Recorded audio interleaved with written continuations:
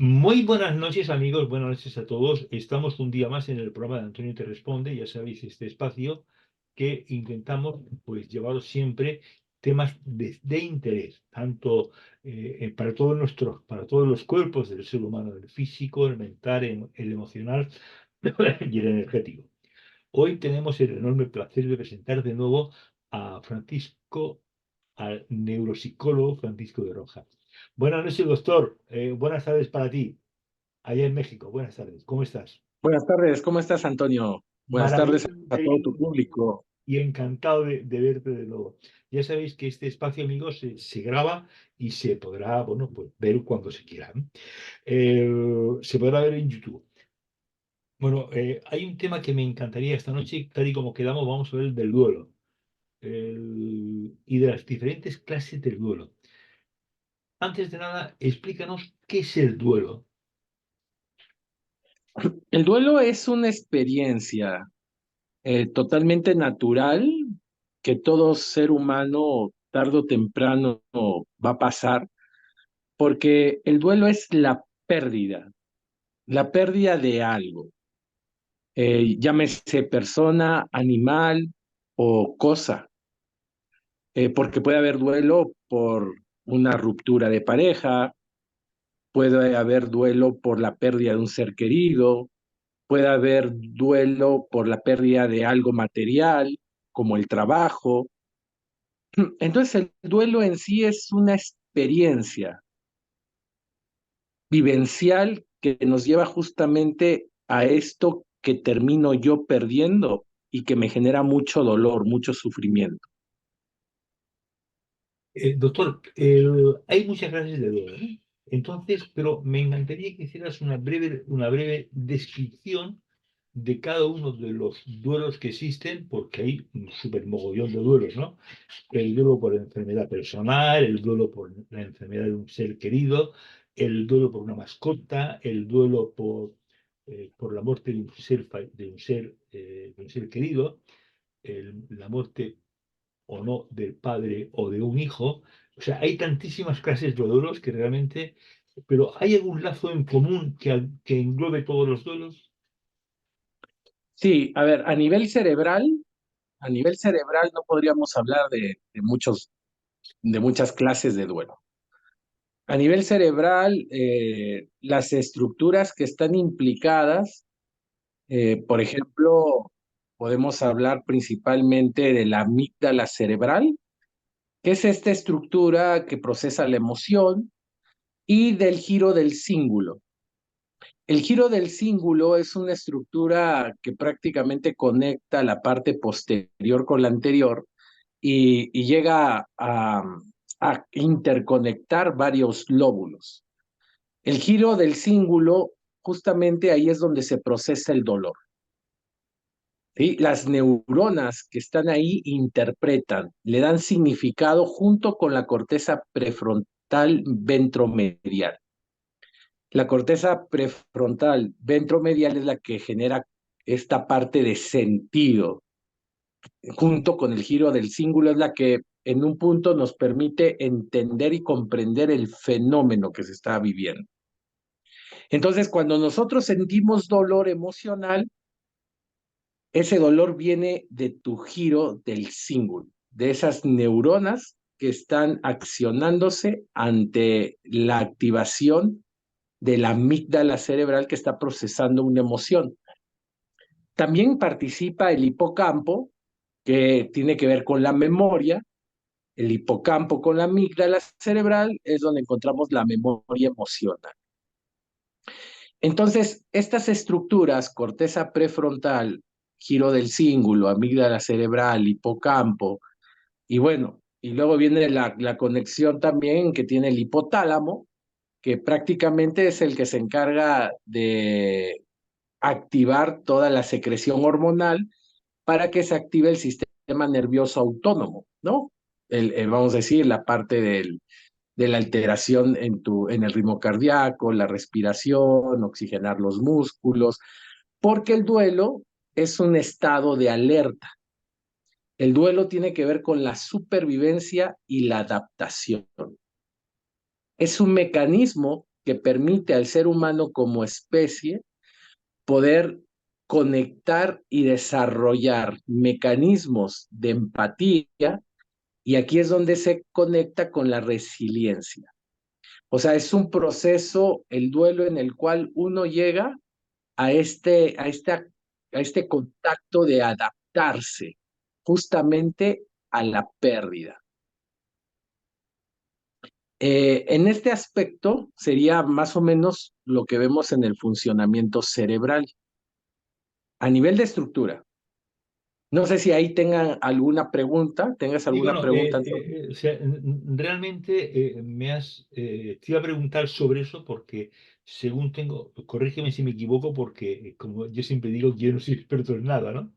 Entonces, pero el cerebro tiene cuatro partes, ¿no? El neocortes, la parte, o sea, ¿en qué parte? Porque has hablado de la parte, digamos, más arcaica, no más arcaica, más antigua del ser humano, y después has hablado también de la empatía y de la resiliencia, pero eso ya pertenece a diferentes partes del cerebro. O sea, corrígeme si me equivoco, no sé si estoy o no en lo cierto. Sí, prácticamente en este tema del duelo, los lóbulos principales que interactúan es el temporal y el frontal, ¿sí? El temporal tiene que ver con esta cuestión del procesamiento emocional, se llama sistema límbico. Ajá. Y la corteza prefrontal, el lóbulo frontal, se encarga de las funciones ejecutivas, se encarga de la toma de decisiones, del análisis, del juicio, de la inhibición, de la regulación emocional. Entonces, estas dos áreas principalmente están interconectadas, ¿sí? Nada más que se interconectan por diversas vías, y una de ellas es el giro del cíngulo. El giro del cíngulo va desde el lóbulo temporal y llega al lóbulo frontal. Entonces conecta con las estructuras, justamente transfiriendo información, ¿sí? Sí. Esa sería. Bien, o sea que digamos que ocupa, puede ser el hemisferio derecho y el izquierdo, ¿no? Es así, más o menos, ¿no? Exacto, Bien. Bueno, exactamente. muy bien. Pues, doctor, hay otra cosa que quería preguntarte. Es decir, antes hablábamos un poco es decir, todo el mundo vive depende un poco de cada ser humano vivir el duelo de diferente manera. Es decir, por ejemplo, chicos, chicas, diferentes edades. O sea, cuéntame un poco cómo es el tema del duelo y cómo vivimos o cómo podemos vivir cada parte del duelo. Como hemos dicho antes, Eh, mogollón, bueno, tú has dicho antes que solo hay un duelo nada más, pero después hay un montón de etiquetas, ¿no? sí, a ver, la variación está en la intensidad y la duración. Ajá, Y esto tiene que ver con, como tú bien dices, con la edad. ¿Por qué? Porque tiene que ver con un aspecto neurofisiológico, tiene que ver con justamente con esta parte del cableado a nivel cerebral de estas estructuras. ¿Qué tan fortalecidas están? ¿Qué tan desarrolladas están? O sea, vamos a verlo como que el cerebro tiene un proceso de maduración. Entonces, en ese proceso de maduración, tiene que ver mucho cómo gestiono yo mis emociones. Tiene que ver mucho con las herramientas que yo aplico para poder regularme ante estos eventos complicados. Por ejemplo, esta cuestión de la resiliencia tiene que ver mucho con la corteza prefrontal, con los lóbulos frontales, porque ahí encontramos la red neuronal por defecto.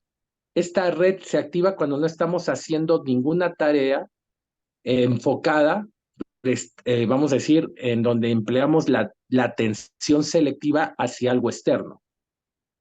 Por ejemplo, el estar viendo, no sé, una película que te está llamando la atención, el estar prestando atención a un carro, prestando atención a una lectura. Entonces, esta red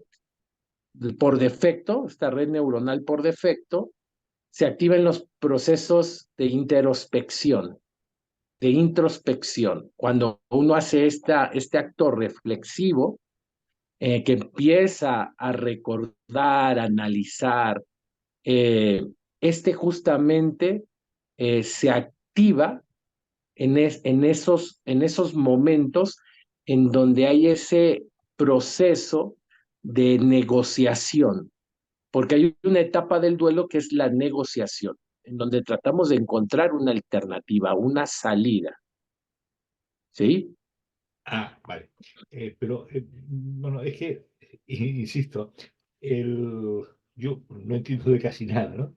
Entonces, pero, por ejemplo, en la negociación creo que es una fase del duelo de las últimas, ¿no? Primero está, ahora mismo no la recuerdo, ¿no? Pero creo que es de las últimas fases ya del duelo, ¿no?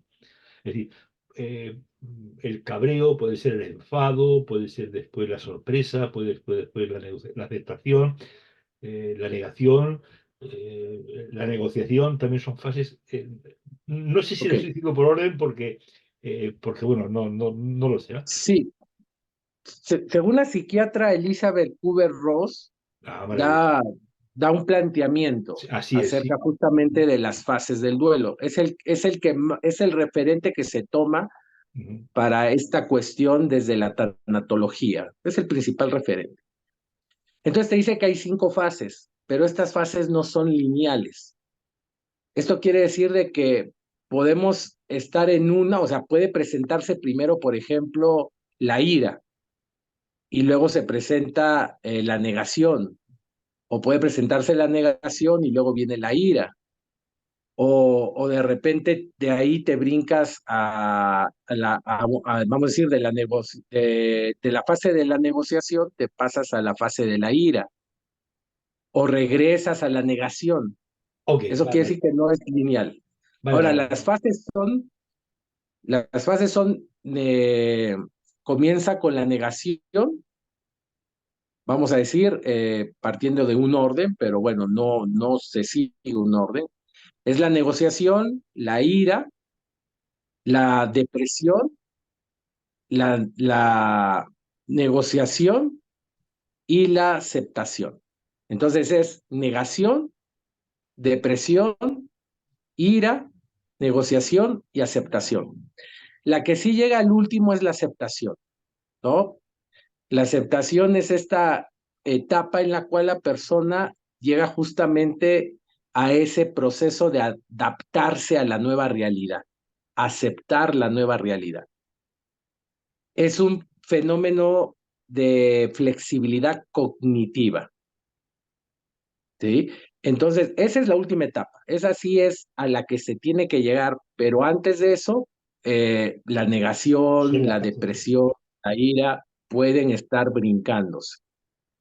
La intensidad y la duración depende mucho de la edad, depende mucho de este desarrollo madurativo del cerebro a nivel también de conexión entre las estructuras del procesamiento emocional y de las que se encargan de la gestión emocional, como son los lóbulos frontales. También tiene que ver con factores psicosociales. También eso es importante. Psicológicos, pues vamos a decir, la parte en la cual qué tanto los vínculos afectivos que teníamos estaban tan fortalecidos, o sea, qué tanto acercamiento tenía yo con eso que pierdo, qué tan representativo es para mí. Mientras más representativo, más intenso va a ser la pérdida. De la parte social tiene que ver mucho los rituales. Los rituales también juegan un papel importante en el duelo. Por ejemplo, en México, cuando muere alguien, se hace un tipo de ritual en el cual se pone un altar, ¿sí? Y se le venera Ujú. a la persona muerta. Entonces, todo eso tiene un significado también en la forma en cómo proceso el duelo. Entonces, ahí vemos aspectos biopsicosociales en esta cuestión de cómo tramito yo el duelo, cómo Ah, paso el duelo. Sí, porque recordemos que México es un país que tiene la muerte muy presente siempre en su cotidianidad, ¿no? Es decir, que no tienen tanto drama como pueden tener en otras culturas, ¿no? Como perdona, lo del duelo, mira, se me ocurre una pregunta. Lo del duelo puede variar también un poco en función de la cultura social del país, es decir, no se concibe lo mismo posiblemente en España que en Ecuador o en México o en Estados Unidos o en la cultura sajona. O mejor lo diría, cultura sajona, la cultura, la hindú, ¿es diferente el duelo? ¿Se puede vivir de diferente manera? Claro, el aspecto cultural es un factor en cómo yo voy a tramitar, o sea, Ajá, voy a ajá. transitar por ese camino, ¿no? Hasta la aceptación. Pero biológicamente hablando, la parte emocional del dolor, la tristeza, el enojo, la parte de llegar a un proceso reflexivo, todo eso, biológicamente hablando, prácticamente habría una homogeneidad, ¿sí? En los seres humanos. Eh, y esta parte es interesante, porque creo que quiero que nos quedemos con esta idea. El aspecto subjetivo de lo que yo experimento y expreso en palabras, por ejemplo, la falta de motivación, la pérdida de apetito, la dificultad para dormir, va anclada a una alteración a nivel de una estructura cerebral. O sea, ¿qué quiero decir en este aspecto? Por ejemplo, el hipotálamo se encarga de la secreción de la melatonina a partir de una sustancia, de un aminoácido que es el triptófano. Entonces, el hipotálamo, si existe o se presenta esta alteración a nivel de la estructura que se encarga de regular el sueño y la vigilia, entonces no va a haber la producción adecuada de melatonina, por lo tanto se va a alterar el estar despierto y el dormir. Esto de aquí surge por un fenómeno depresivo, en el cual la persona que está viviendo ese duelo, esa pérdida, está habiendo una alteración neuroquímica en esa estructura. Por lo tanto, no está permitiendo que yo pueda dormir apropiadamente. Ajá, muy interesante, claro. O sea, por eso es el hecho de que no siempre las personas que están viviendo un duelo puedan dormir perfectamente. Es decir, digamos, sufren de insomnio, ¿no? Es una magnífica aprendizaje, sí.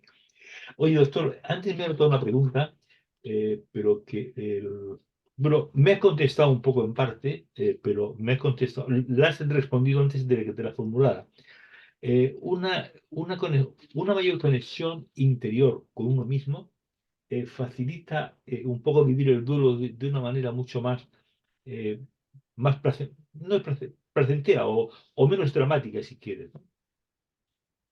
O sea, la Eh, conexión con el interior de cada... O sea, si tengo una buena conexión interior, para mí vivir el duelo puede ser más factible, menos factible, eh, o dividimos en dos partes, la parte, digamos, humana y la parte trascendental.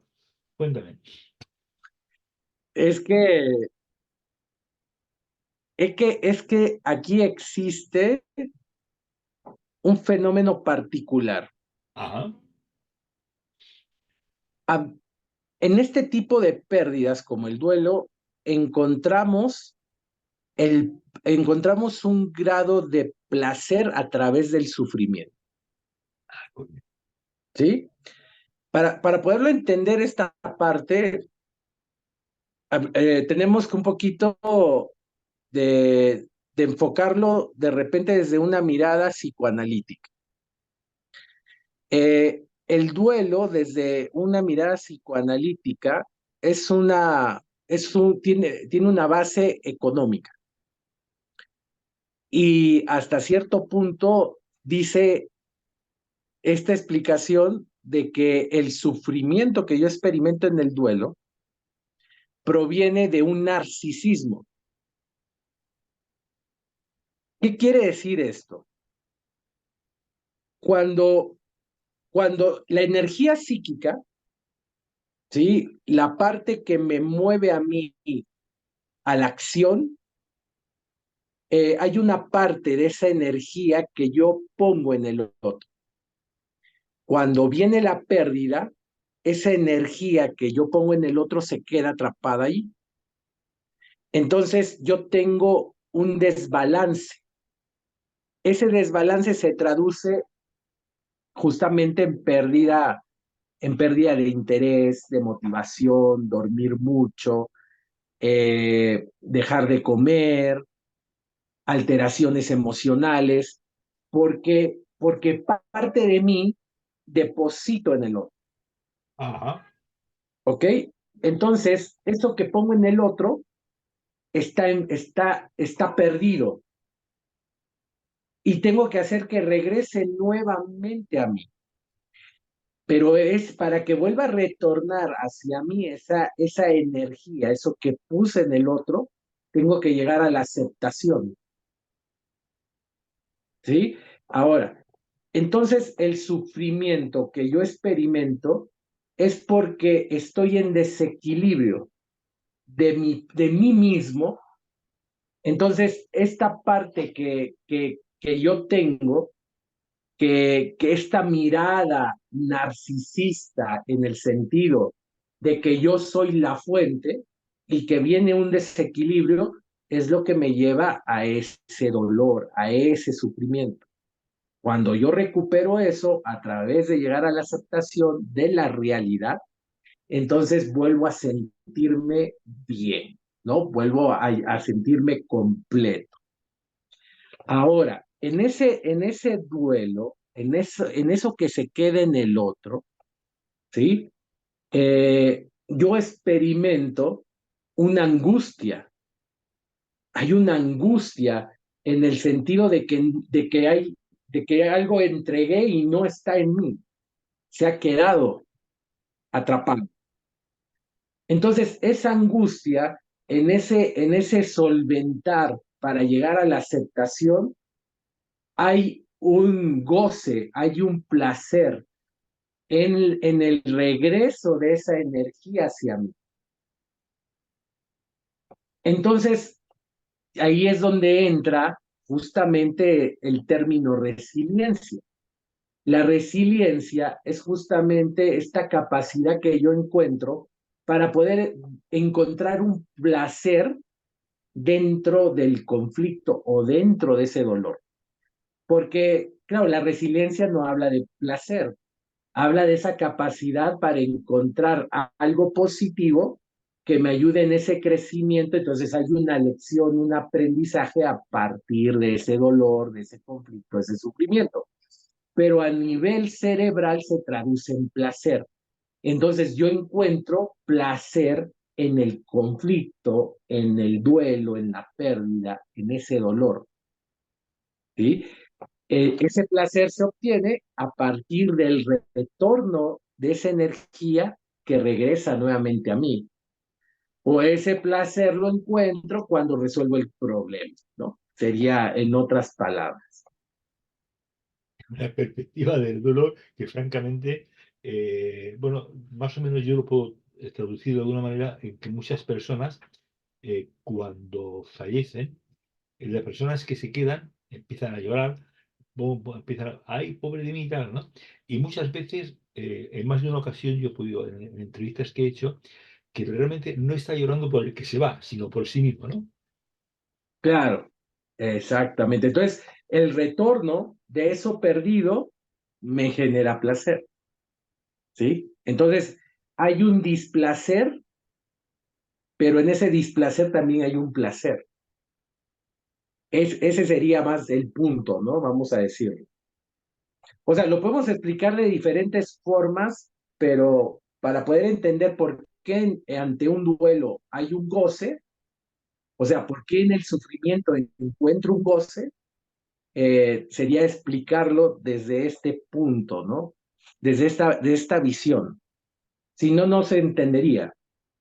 Porque es que dentro del sufrimiento encuentro ese placer, ¿no? Lo que, por ejemplo, Víctor Frank, que justamente acuña o le da auge en la psicología a este término de resiliencia, las críticas que le hacen es que hace una apología del sufrimiento, ¿sí? Ese es el cuestionamiento que le plantean. ¿Por qué tenemos que sufrir para poder aprender, ¿no? Por qué tengo que tener un sufrimiento para poder construirme? Entonces vamos a sufrir todos para crecer. Por eso le hacen esa crítica, ¿no? Pero realmente la psicología evidencia que el ser humano muchas veces, a partir de esto que me genera tensión, que no me agrada, que no me gusta, encuentro un sentido que le llamo placer. Hay algo placentero dentro de ese dolor. Doctor, antes, el programa que he hecho anteriormente, la persona que me hablaba un poco, la verdad es que me ha sorprendido, ¿no? Me gustaría que me lo confirmaras o que me dieras tu opinión al respecto. La persona que ha participado anteriormente hablaba, pues, el triángulo, no me acuerdo ahora mismo del término, ¿no? Pero hablaba de una relación entre víctima, salvador, víctima, salvador y maltratador, ¿no? Entonces, estamos hablando sobre eso, hablaba él, quiero decir, y en un momento determinado sale a decir el término del ELA, ¿no? De la enfermedad del ELA, ¿no? Y que muchas veces el ELA es una consecuencia inmediata o es una consecuencia de que uno quiere partir con sus seres queridos. Es decir, que según la teoría de esta persona, hablaba de que el ELA es una consecuencia de que la persona que lo padece es que quiere transitar e irse con sus seres queridos. ¿Puedo decir cierta lógica en esa afirmación? Mira, no creo que sea muy acertada. Eso puede tener una mirada desde la biodescodificación, Así es, ¿sí? sí, A correcto, mí me sí, parece. sí, así es, sí. Pero es algo impreciso, ¿sí? Es algo impreciso. Yo creo que ahí más bien tiene que ver con la pulsión de muerte. La pulsión de muerte que Freud plantea, él habla mucho de justamente esta energía psíquica que es destructiva, que busca a mi propia destrucción para yo dejar de sufrir. Entonces, aquí entra algo que se llama profecía autocumplida. La profecía autocumplida es cuando este miedo que yo tengo se vuelve realidad porque hay una manifestación en la conducta que justamente me lleva a que eso accione, a que eso se realice. Es como un tipo de programación a partir de eso que yo declaro como cierto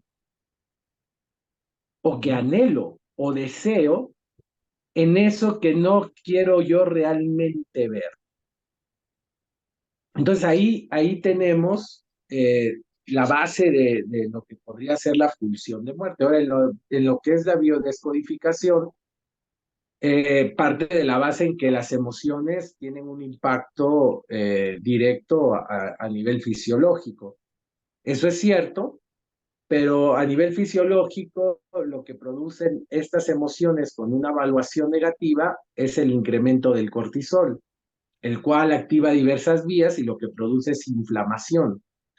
Pero la inflamación no es focalizada en el sentido de que, digamos, ay, yo libero todo este cóctel químico y solamente va a impactar a mi riñón, o solo va a impactar a mi pulmón, o solo va a... No, impacta a nivel sistémico y dependiendo de factores como tu genética, puede que eso sea el punto de quiebre para que tú desarrolles una enfermedad.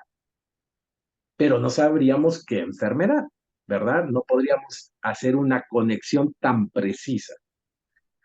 Ay, es que odias y te da cáncer. ¿Perdón? No, no, es No. que yo odio y me da cáncer. Esa aseveración no podría ser tan real, porque ese odio se traduce en un cóctel químico que va a pasar por tu torrente sanguíneo, que de repente puede desencadenar una enfermedad neurodegenerativa y no un cáncer. ¿Sí me explico? Entonces, ahí depende mucho a nivel estructural, a nivel genético, qué predisposición tú podrías tener, y en esa cuestión de inflamación pudiera haber un quiebre, pero no sabríamos cómo se manifestaría. Esa sería la parte, ¿no? Que yo te podría comentar. Bien. Bueno, a mí me encantaría, Lina, Paloma o las personas que estáis en Facebook, que hicierais alguna pregunta que os interese respecto de este tema tan particular y que todos, de alguna manera, de una u otra manera, pasamos a través de los diferentes clases de dolor. No. Doctor, Lina, buenas noches. Buenas tardes, doctor. No, muchísimas gracias. Todo está bien explicado. Si te das el vídeo, maravilloso, ¿sabes? Porque así ya podemos verte. ¿Te parece? A ver ahora. Sí, Lina, ahora. Sí, Lina, ¿cuál es tu comentario o pregunta, por favor? No, Ahora. no, Hola, Lina. no, todo está bien explicado, doctor. Muchísimas gracias. Ah, vale, Lina, muchas gracias. Excelente, Chao, excelente explicación. gracias, Lina. Chao. Nos dice aquí que el ancho de tu banda está flojito. Muchas gracias, Lina. Bien, vamos a ver un poco, hacer audición, admitir. Andrea. Bien, doctor, ahora vamos a ver un poco cómo podemos afrontar para solucionar las diferentes. Antes has hablado un poquito, pero me gustaría que incidieras sobre el tema de la solución del duelo, por sí. Claro, por ejemplo, lo que podemos hacer, uno de los aspectos importantes es no aislarlo. Es importante contar con una red de apoyo. Ajá. Uy, te he dado, un momento, por favor, que te he dado un momento, porque he dado a Andrea ahora.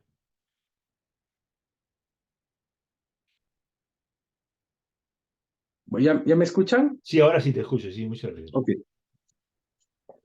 Es importante el no aislarse. La red de apoyo, estas personas que me van a ayudar como soporte durante ese transitar de la pérdida, del duelo, es importantísimo. Es una base que nos va a dar ese soporte cuando de repente yo sienta que pierdo piso. La interacción genera, biológicamente hablando, el expresar, el ser escuchado, el abrazo, el contacto humano, libera oxitocina. La oxitocina es una hormona que se ha comprobado que reduce la liberación de los procesos inflamatorios. En este caso, reduce la expresión del cortisol, que es la hormona del estrés. Entonces, cuando nosotros abrazamos, tenemos este contacto humano, liberamos oxitocina, secretamos oxitocina, que es algo benéfico para la salud. Se le conoce como la hormona del amor. Por eso es importante no aislarse.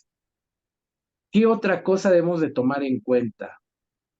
En esta parte, para llegar a esta cuestión reflexiva, sirve mucho el que yo escriba, tenga mi diario y allí vaya poniendo lo que yo voy sintiendo día con día, una narrativa.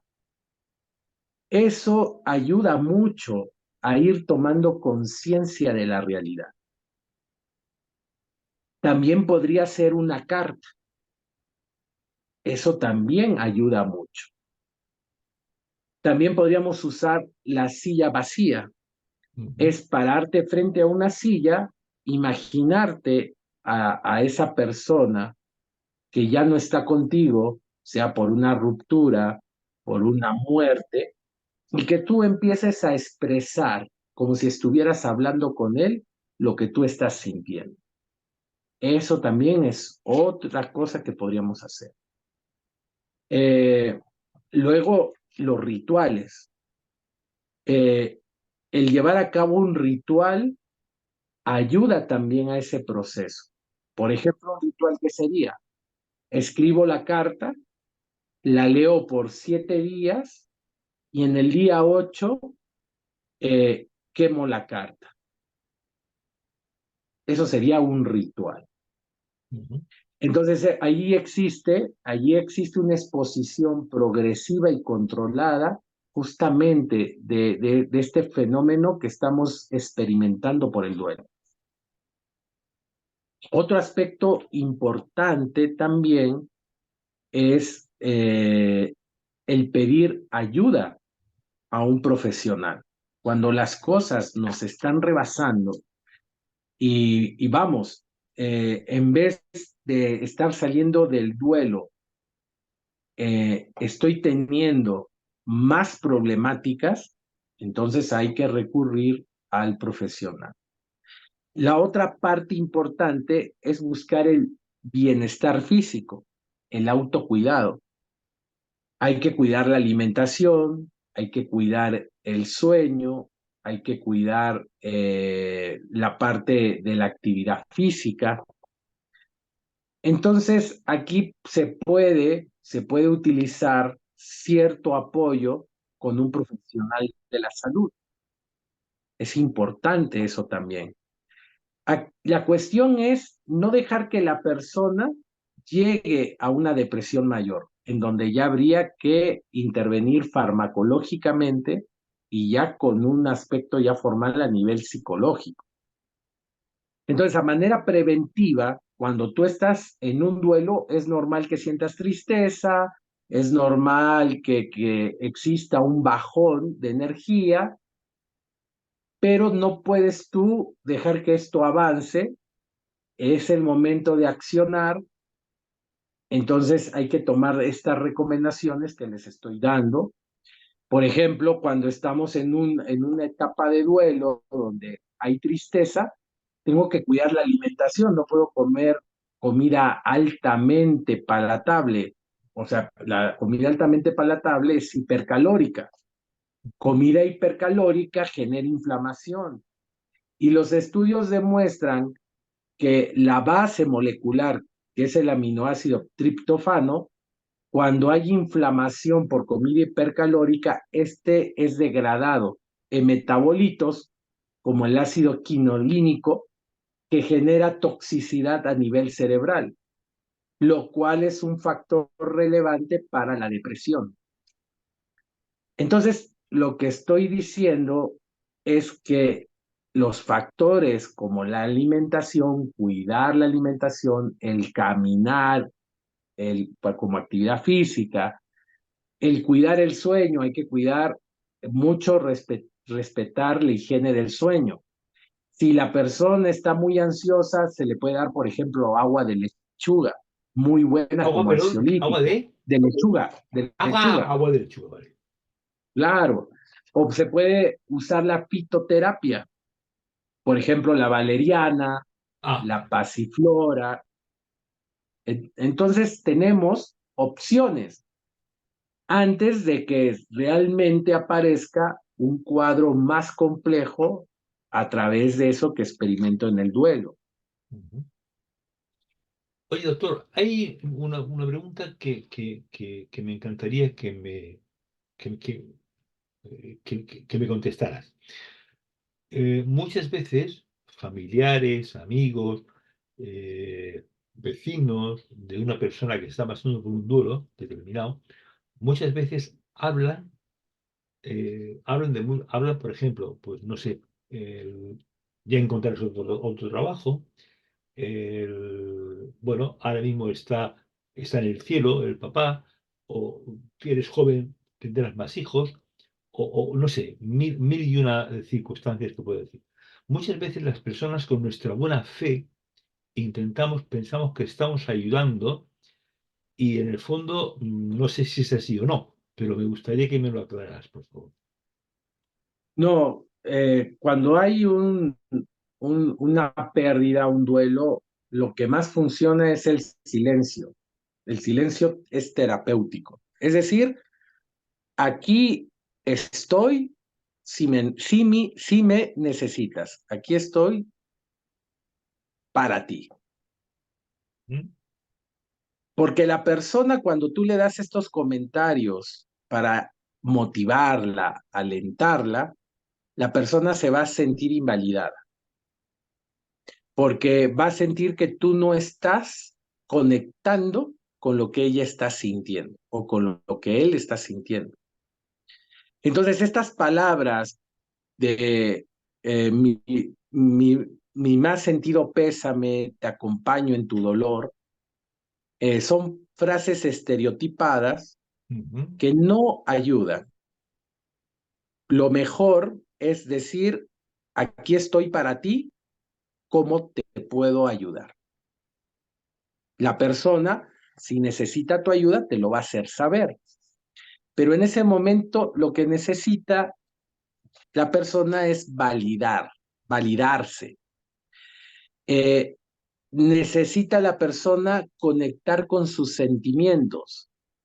Y generalmente en los duelos no dejamos que conecte. Ay, no llores, no llores.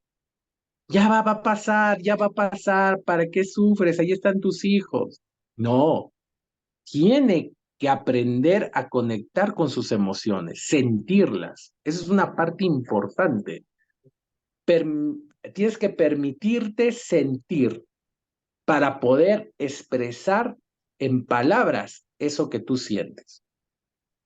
Entonces, el sentimiento es la emoción más su comprensión. Entonces, estamos hablando de un proceso reflexivo y la reflexión nos aterriza en la realidad. Entonces, es importante eso. Bien, muchas gracias.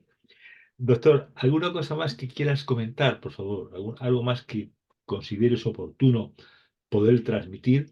Bueno, Eh, pues, en los diversos tipos de duelo, sí. eh, podríamos, para generalizar un poco, la parte que podría estar presente en algunos es que yo puedo eh, anticiparme a lo que va a suceder. Por ejemplo, una persona que tiene una enfermedad terminal, voy a acompañarla y ya me voy yo haciendo poco a poco la idea de lo que va a pasar. Hay una exposición gradual. A diferencia de un evento que no se espera y que de repente te sorprende y se da de la noche a la mañana. Justamente ambos, el manejo es diferente. ¿Por qué? Porque en uno va a haber una mayor intensidad en cuestión de lo que yo experimento dentro de esa pérdida que en el primer caso, porque en el primer caso, poco a poco, voy yo habituando. Claro, Ahora, ya lo vas viviendo. exacto. ¿Y cómo acompañar a esa persona esa persona bueno, pues que tiene una enfermedad, digamos, una enfermedad por la razón que sea, que tiene una enfermedad un poco fastidiosa, ¿no? Bueno, y que va a terminar en dolor, en molestias, con mucho dolor y sufrimiento? ¿Cómo acompañar a esa persona y cómo acompañar en su duelo personal? ¿Por qué también vive su duelo, me imagino? No, claro. Primeramente no hay que invalidarla. Invalidarla es justamente lo que ya hemos comentado, de que en esta parte de que yo no quiero verla sufrir, le diga, no, no, no, no, no. deja de llorar, no sufras, todo va a salir bien. No, hay que dejar que conecte con sus emociones, que aterrice en la realidad, ayudarle a que la persona pueda dejar las cosas arregladas. O sea, hay que hablar del tema. ¿Sabes qué, mamá? Ya sabes que vas a morir, pero vamos a estarte acompañando. Hay que arreglar algunos temas. Todo eso se tiene que platicar. Ujú. No es como que, ay, no, voy a hablarla con mi mamá y decirle eso la va a hacer sufrir más. No es eso. Ajá. Tengo claro, hay que buscar la forma más diplomática, más apropiada para poder hablar con la persona, ¿no?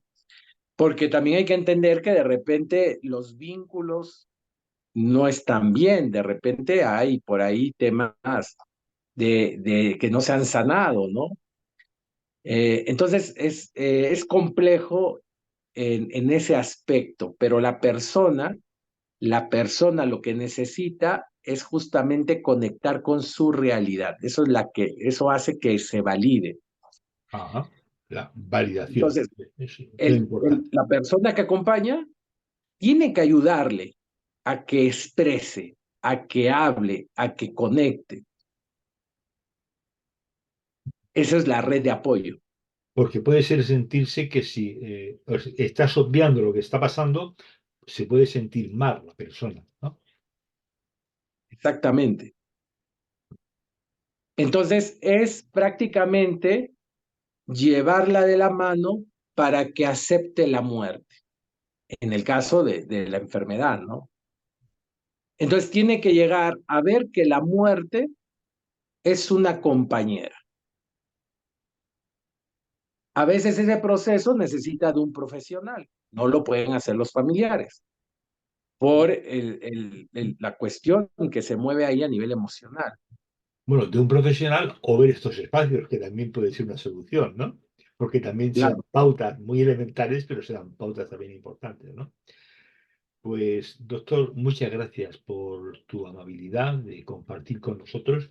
Nos veremos próximamente para la emisora de México con la que colaboro. Y bueno, pues, y nada más que eso. Muchas gracias de Creo que sí, nuevo. Antonio.